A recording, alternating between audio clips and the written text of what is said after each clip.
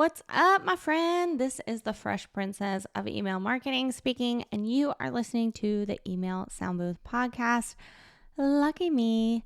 And since I feel so lucky to have you as a listener and email subscriber, and because I value transparency, I'd love to share with you my best performing email from September 2024. And I'll also dive into why I think it worked. Here goes. Now, first and foremost, I'm going to go ahead and remove any emails from the running that were just sent to my membership. Those always perform well. Why? Because they're only sent to my customers, my best customers that pay me every single month, right? People are looking out for what they paid for, aka they're looking for my Monday morning emails with their newsletter template. They're looking for those Thursday live call reminders. Why? Again, they paid for it. So those metrics are always going to be higher than, someone who's not a customer, which, side note, is why you should always be trying to create customers on your email list. Okay. It's just good for metrics, babe, on top of good for your bank account. So what I am looking at are my weekly newsletters to the whole list and any sales or additional emails I sent out either to the whole list or to a certain segmented or tagged group. So first, in September, I sent out 24 individual emails, 8 to just my members about various things. So we know we can eliminate those. And so we're really looking at 16 emails. So also in this month, I did a couple different promotions. So there were some flash sale emails sent out to the whole list minus one group. And there were some promo emails only sent out to that one group separately. That group was copywriters, and I was promoting a masterclass on how to make $2,500 per project from my copywriting mentor. So anyway, of all those emails, the average open rate, again, not including my membership emails, because that would inflate the number. And I want to give you a realistic metric for my newsletters and promos. The average open rate was 64.1%, and the average click rate was 7.1. Okay, so I did pretty good in September. September was a good month for me. So I'm actually going to give you 2 emails in this episode because we had one that was a wicked outlier, but I want to bring it up anyway. I did have one email with 100% open rate and 100% click rate. But that email was a deadline reminder for people who had purchased an expensive, I think it was $300, a $300 launch email review or audit after my launch course cohort back in August. So basically they purchased, I'm going to write this thing from the course and Liz is personally going to review it for me. So this was kind of a last reminder, hey, turn it in or waste that $300 type of thing. So it makes sense. Everyone opened it and everyone clicked on that form to submit their work. What did I say even just, 3 minutes ago?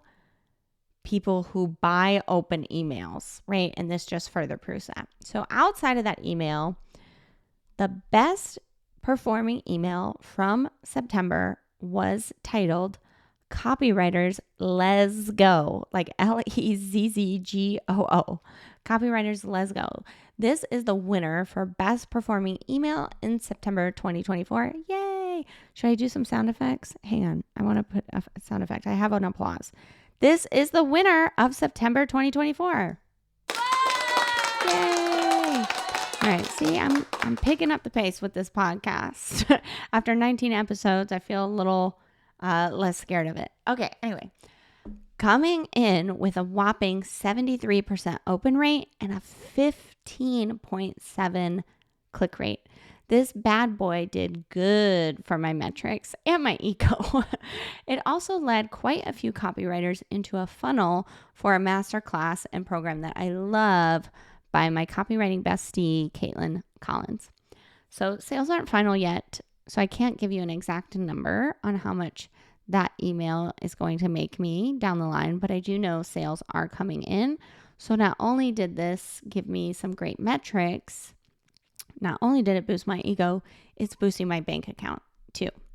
So yeah, this email was a fun email for an affiliate offer I know and love, right? But I want to share this Copywriters Let's Go is actually the same email I've used for 3 years in a row. I always just duplicate it and I kind of zhuzh it up, change any details for this affiliate offer, and hit send. So it might not surprise you that this is my top performing email, given that it was only sent to 447 people of my nearly 13,000 people email list, right? That means it's a targeted email meant only for a certain portion of the list. Targeted emails can really work wonders for your business. But, and I've already had an episode on this, I don't always recommend sending targeted emails, especially in the first year or two of emailing your list. In fact, I really only recommend using them when you've got a couple years under your belt and a couple years of consistently sending emails. You've got to know your subscribers, feel good about emailing them. And once you feel good about the whole group, you can get a grip on how to talk to the little groups within that list. Make sense? Don't skip steps here. I have been emailing very consistently once a week or more since 2016. Okay. So again, you can check out episode 9 of this podcast for more information about segmenting and the stuff you missed in that one. Anyway, on top of it being a targeted email, I think this email gets a lot of opens because it has a fun subject line and because in a previous email, I had told copywriters just in the PS, hey, are you a copywriter? Click here, I've got something for you. So that means they were expecting this email, right? They were on the lookout, kind of like what I said in the first few minutes of the podcast. Customers will look out for the emails they're expecting. These copywriters are not customers, but I did preface. I told them, hey, be on the lookout. I've got something coming. Click here. So it gets a lot of clicks because what Caitlin and I are offering is a free masterclass on how to make more money as a copywriter. Her and I both know that's basically what every copywriter wants and dreams of. So of course people are clicking over. Of course it's going to have a high click rate. It also had a high click rate because not only did I link out to her masterclass, I linked out to her Instagram too, in case people were kind of skeptical. They needed to see who Caitlin was and what she was about before they clicked over to the masterclass. So that helped increase the click rate as well. So all in all, though, there's nothing really crazy special about this email that makes it an obvious, wow, I've got to swipe this for myself. It's a solid pitch to a solid masterclass that solves a solid problem for its ideal viewer. And it was expected. People knew something was coming, right?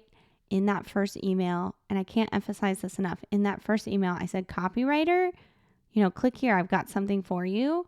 And then in the subject line, it said copywriter, right? So they knew that was the thing that I had alluded to a few days before. So let that be reassurance to you or assurance to you that you can nail this email marketing thing too. It doesn't have to be complicated.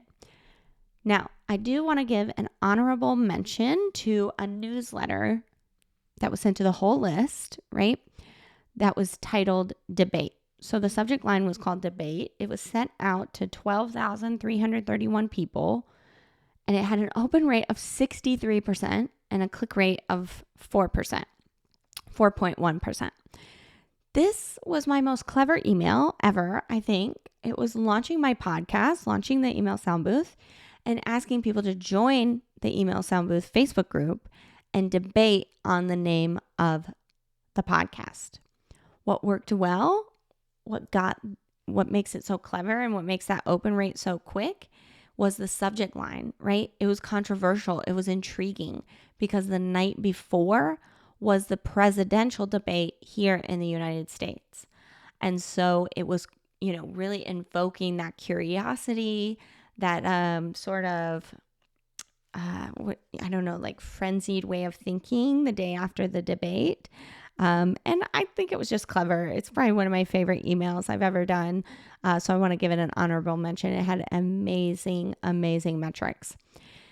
Anyway, thoughts on these emails? I'd love for you to go over to our Facebook group, the Email Sound Booth, and discuss.